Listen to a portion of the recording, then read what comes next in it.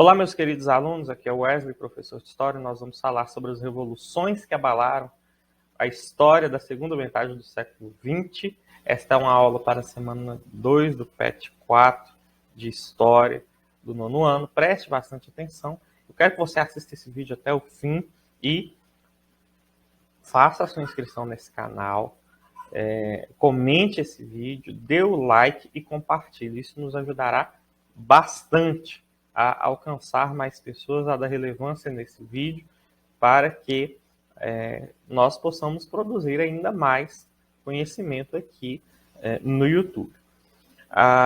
O que basicamente seriam essas revoluções, né? Seriam essas duas revoluções, a Revolução Chinesa e a Revolução Cubana. A China, ela é uma civilização bastante antiga, então o mundo chinês ele é bastante antigo, a civilização bastante antiga. Surgiu aí por volta do século XX a.C. Então, havia uma sociedade já consolidada na China, né, na nação chinesa, com uma forma de governo organizada, com uma cultura, com religiões. Então, é uma sociedade bastante antiga. Até então, até o século XIX, o contato que se tinha entre chineses e ocidentais era justamente pela questão da Rota da Seda. Os chineses eram aqueles que produziam, né, eram os únicos que conseguiam produzir a seda, que era um produto bastante caro no Oriente Médio e também bastante caro no continente europeu. Então, o contato aí era essa rota comercial. Tudo isso são coisas que vocês aprenderam, né, gente? No sexto ano. Né?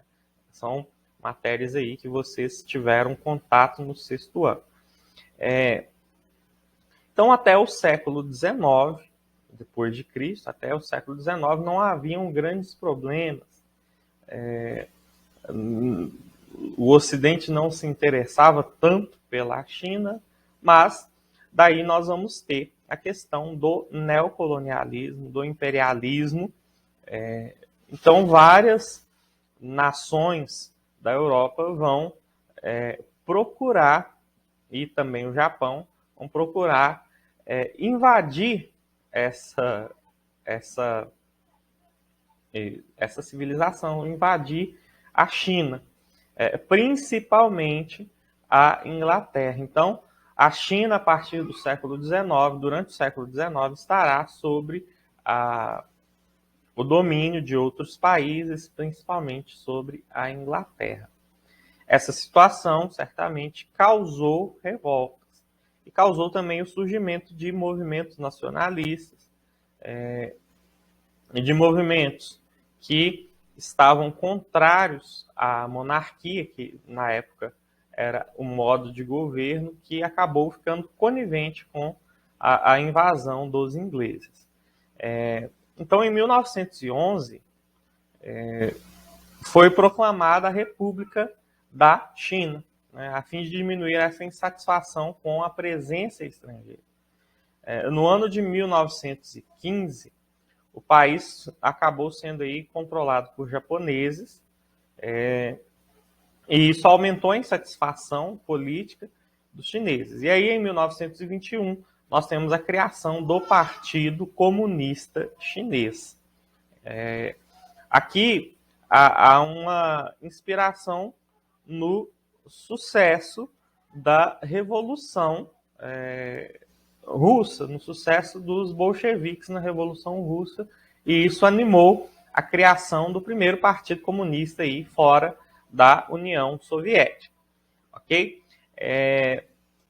O partido ele era considerado aí como forte apoio, né, como um perigo, justamente pelo seu forte apoio popular. Muitas pessoas, muitos desses comunistas passaram a ser perseguidos E aí nós vamos ver emergir a liderança do Mao Tse-tung, que vai organizar um exército vermelho para lutar contra as forças republicanas, contra as forças nacionalistas, e ele vai unir-se a uma multidão de agricultores que estarão atraídos pela promessa de uso da terra comum, de um sistema de governo mais igualitário, de um sistema político igualitário. E aí, com esse apoio, entre os anos 30 e 40, nós vamos ter o Partido Comunista lutando contra as forças nacionalistas, e nesse período nós vamos ter justamente que havia ali o Mao Tse-tung vencerá, né, o Partido Comunista vencerá essa luta contra os nacionalistas. No ano de 1949, o Partido Comunista Chinês ele toma Pequim, ele ocupa Pequim, e aí Mao Tse-tung toma o poder, se tornando aí o ditador da China, se tornando aí o presidente, o líder da China, né, o líder da República Popular da China. Mao Tse-tung fez, né, várias reformas durante o seu período aí de governo, durante esses primeiros anos de governo, mas foi justamente na década de 60, no ano de 1966, ele buscava mudar a base cultural dos chineses. Ele ainda achava que haviam ainda muitas influências do Ocidente e do capitalismo na sociedade chinesa. Então ele criou aquilo que ficou conhecido como Revolução Cultural Chinesa, que foi justamente um programa de controle cultural, político e ideológico criado pelo Mao Tse-tung. É importante saber que isso aqui implicará num caos bastante forte, numa situação bastante violenta naquele contexto. Muitas pessoas serão perseguidas pelo simples fato de terem livros, né? Intelectuais e pessoas, inclusive,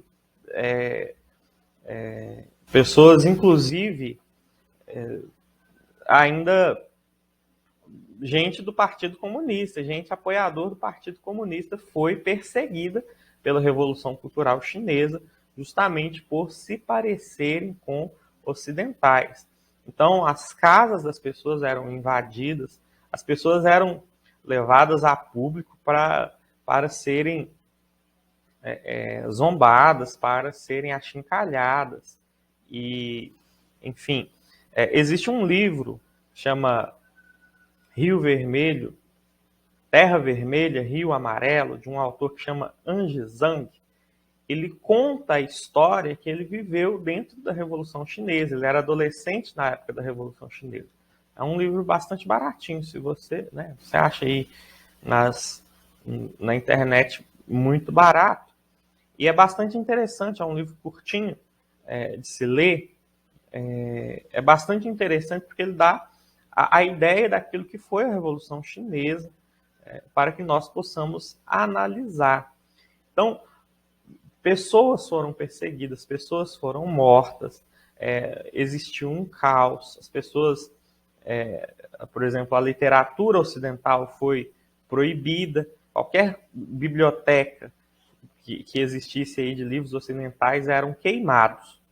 Então, basicamente isso. Quando Mao morreu, finalizou-se aí a Revolução Cultural, e aí a China permaneceu com um governo comunista e aos poucos aí foi se alinhando economicamente ao capitalismo. Hoje ela é a segunda economia mundial, com a maior população também, né? A maior população, cerca de 1,4 bilhão de pessoas, né? 1,4 bilhões de pessoas.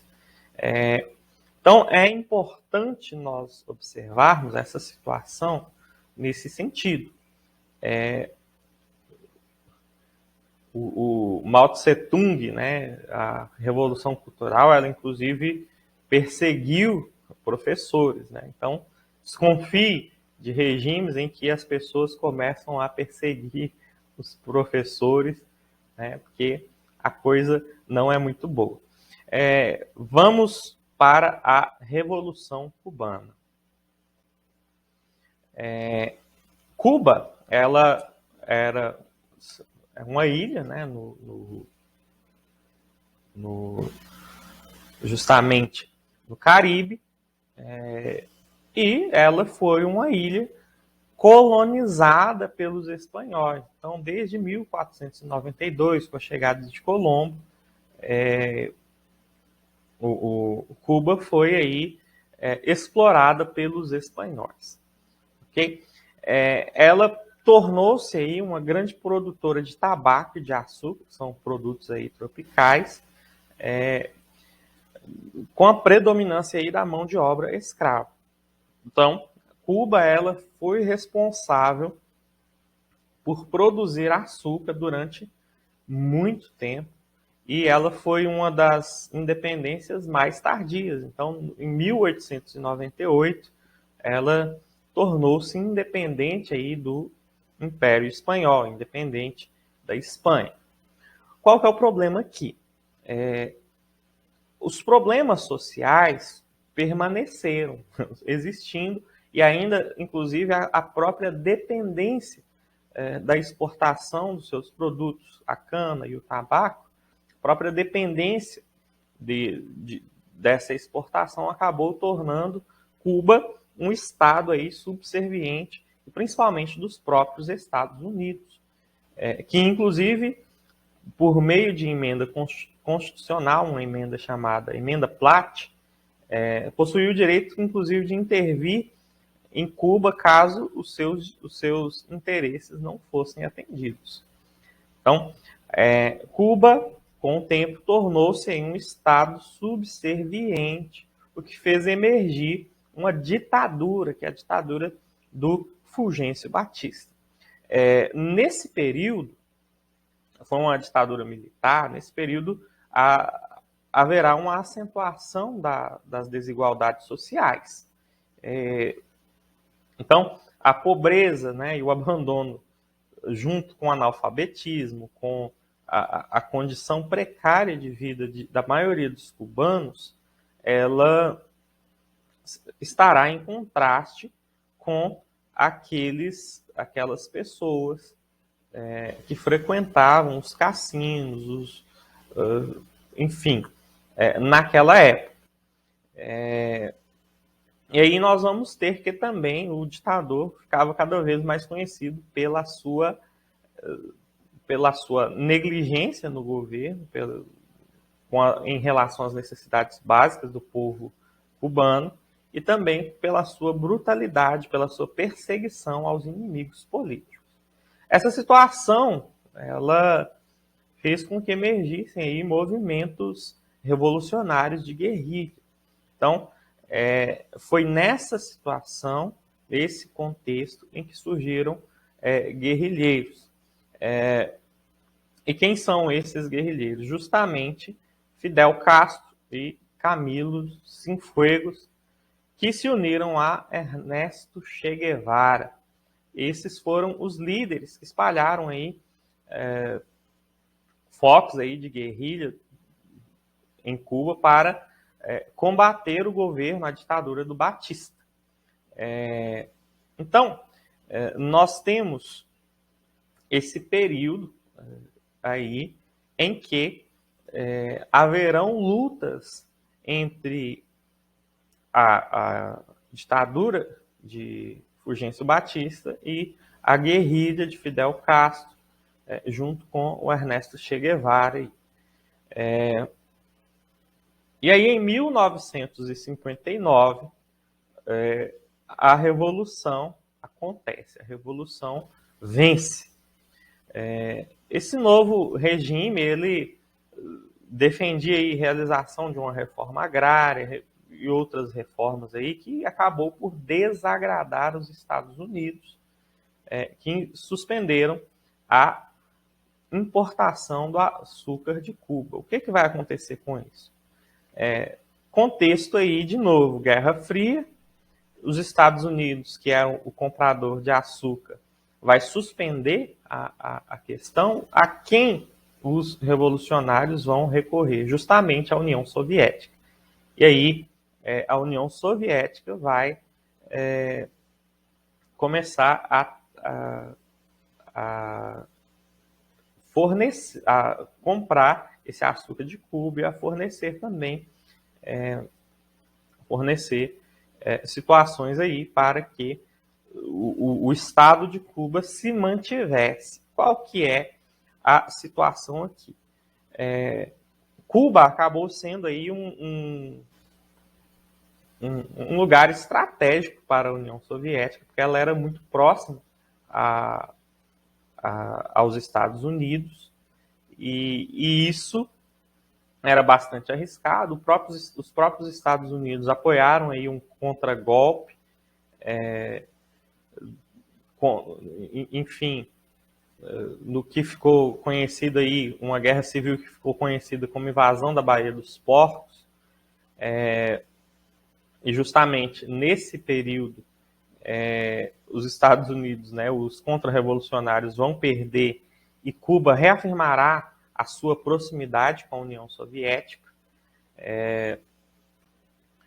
E aí nós vamos ter que os Estados Unidos vão fazer aí retaliações. Então, o governo Kennedy, ele rompe as relações diplomáticas com Cuba e também ele vai fazer vai começar a empreender ações para evitar que o mesmo que ocorreu em Cuba ocorresse nos outros países da América Latina. E ele cria um plano, um pacote econômico, em que ele ajudaria esses países da América Latina, que ficou conhecido aí como Aliança para o Progresso. Na semana 3, nós vamos falar um pouco aí das ditaduras militares por toda a América Latina, e isso também está ligado com a questão do medo do comunismo, ok? E aí, o que vai acontecer? Cuba, como eu disse, tornou-se um país estratégico para a União Soviética, e isso fez com que ocorresse aí um episódio bastante importante dentro da Guerra Fria, aí, no ano de 1962. A verdade é que a crise dos mísseis, existe aí uma situação em que os Estados Unidos apontam mísseis da Turquia para a União Soviética já em 1961. E aí, no ano de 1962, a União Soviética decide fazer o mesmo, ou seja, aponta mísseis para a Bahia, aponta mísseis aí para os Estados Unidos. Ele estava aí a menos de 140 quilômetros. O próprio presidente John Kennedy aí, ele vai à rede nacional de televisão dos Estados Unidos enfim, ele pronuncia-se e diz aí que vai pressionar, que vai ir via mar para atacar Cuba. Essas foram as crises dos mísseis, foram durante 13 dias, e nesse período foi marcado aí por uma tensão muito grande. Nós falávamos na primeira semana da corrida armamentista, e nesse contexto aí havia um grande medo de realmente ocorrer uma guerra entre Estados Unidos e União Soviética de forma direta, que fosse bastante difícil, que tornasse aí a situação bastante insustentável, que fosse uma guerra aí de proporções nunca vistas, ok? Muito pior que a Segunda Guerra Mundial e que a Primeira também. Então, justamente porque os dois países produziam armas cada vez mais potentes. E aí, a partir desse momento, nós vamos ter aí um pouco do entendimento aí das duas lideranças da Guerra Fria, que trarão um diálogo aí direto que evitará essa questão nuclear, no sentido aí de um enfrentamento dentro da guerra, porém aí a Guerra Fria estava longe de terminar, ela ainda em 1962, né, o Muro de Berlim havia acabado de ser construído, né, então só em 1989 ele foi derrubado. Com essa tensão, os Estados Unidos acabou por isolar Cuba completamente, né? E aí nós vamos ter que a União Soviética vai sustentar os cubanos até que a União Soviética cai já no começo dos anos 90 e nós vamos ter que Cuba terá que se reconstruir novamente economicamente. Então, Cuba passa por esse processo ainda hoje. Depois nós tivemos aí a morte do Fidel Castro e a ascensão aí do presidente Obama, e o que significou aí, o que acreditava-se que seria o início aí de um diálogo, de uma reaproximação, mas ainda essa reaproximação ela é bastante tímida, né? É o que nós podemos observar. Vamos para as atividades. A primeira questão, vocês vão responder por que os participantes do Partido Comunista eram perseguidos na China republicana. Ok? A número 2, vocês vão ler esse texto que está aí e vão responder a questão aí. A aproximação China e Rússia relacionada com o distanciamento geopolítico dessas nações em relação a qual país do Ocidente, e que estas tensões esses países têm em relação à Guerra Fria. Então, está bastante tranquilo, vocês vão observar. A número 3, vocês vão caracterizar a ditadura do Fulgêncio Batista. A número 4, vocês vão definir o que foi a crise dos mísseis de Cuba.